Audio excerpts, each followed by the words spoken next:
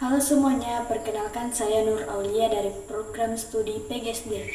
Pada kesempatan ini saya akan mempresentasikan tugas tentang pilar-pilar pendidikan dan relevansinya di era digital yang akan saya bahas berdasarkan pemikiran Ki Hajar Dewantara. Selamat menyaksikan dan semoga bermanfaat.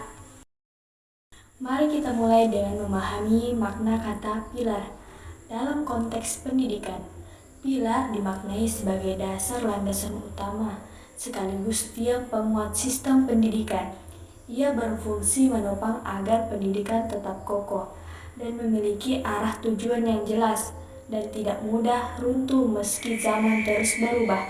Pilar ini berisi nilai-nilai dasar yang harus tetap dipegang teguh.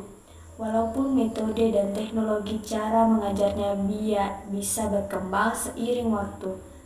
Tanpa pilar yang kuat, pendidikan hanya akan menjadi kegiatan belajar tanpa makna dan tujuan hakiki. Di Indonesia, pilar pendidikan yang paling mendasar digagas oleh Bapak Pendidikan Nasional, yaitu Ki Hajar Dewantara, yang dirangkum dalam 3 semboyan emas. Pertama, Ingarso Sung Tulodo, artinya di depan seorang pendidik harus memberi teladan atau contoh nyata. Perilaku pendidik adalah hal yang paling ditiru oleh siswa. Kedua, Ing Madya Mangun Karso, artinya di tengah pendidik harus membangun semangat, kemauan, dan inisiatif. Di sini guru berposisi sebagai mitra yang memicu semangat belajar.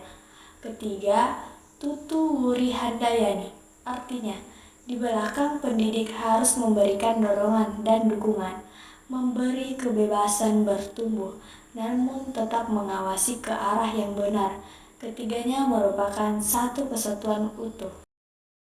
Kita bahas satu persatu, relevansinya di era digital saat ini. Pertama, Ingarso Sung Tuludo. Prinsip ini sangat relevan karena ruang lingkup keteladanan kini meluas ke dunia maya. Guru dan orang tua wajib menjadi contoh dalam etika berkomunikasi, cara memilih informasi benar, dan menggunakan teknologi untuk hal positif. Namun tantangannya cukup besar. Masih banyak pendidik yang belum melek literasi digital. Sulit memberi contoh jika pendidik sendiri menyebarkan berita bohong atau berkomentar kasar di media sosial. Padahal peserta didik sangat mudah meniru apa saja yang mereka lihat di internet.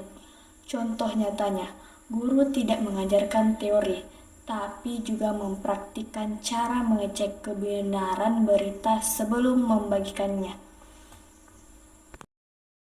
Kedua, Ing Madya Mangun Karso.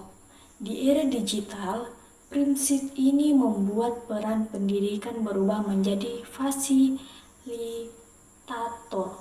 Teknologi dimanfaatkan untuk membangun semangat belajar lewat pembelajaran yang interaktif, kolaborasi jarak jauh, dan eksplorasi pengetahuan yang menyenangkan.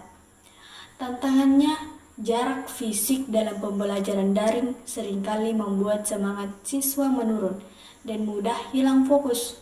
Siswa cenderung pasif jika materi hanya disampaikan satu arah. Belum lagi kesenjangan akses internet yang tidak membuat semangat belajar tidak terbangun merata di seluruh daerah. Contoh penerapannya adalah penggunaan kuis interaktif atau proyek kelompok berbasis aplikasi agar siswa tetap aktif dan bersemangat belajar. Ketiga, Tutwuri Handayani. Prinsip ini menjadi penyeimbang yang sangat penting di era digital.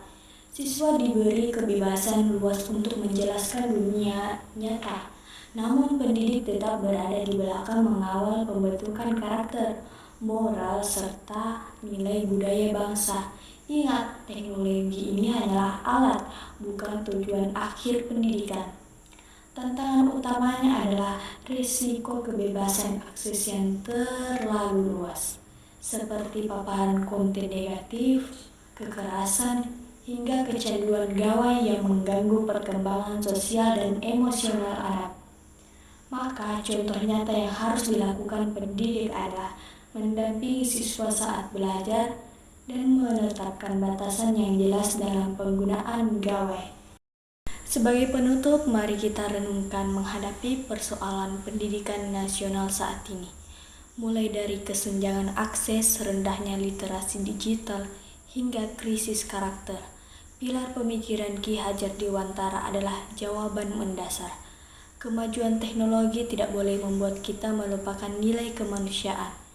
Kecerdasan teknologi harus berjalan beriringan dengan kecerdasan budi pekerti. Pilar-pilar ini menjadi kompas kita agar pendidikan Indonesia dapat mencetak generasi yang tidak hanya pintar, tetapi juga beradab, merdeka, dan mencintai bangsanya. Sekian pemaparan dari saya mengenai relevansi pilar pendidikan di era digital. Semoga bermanfaat. Terima kasih atas perhatiannya, teman-teman.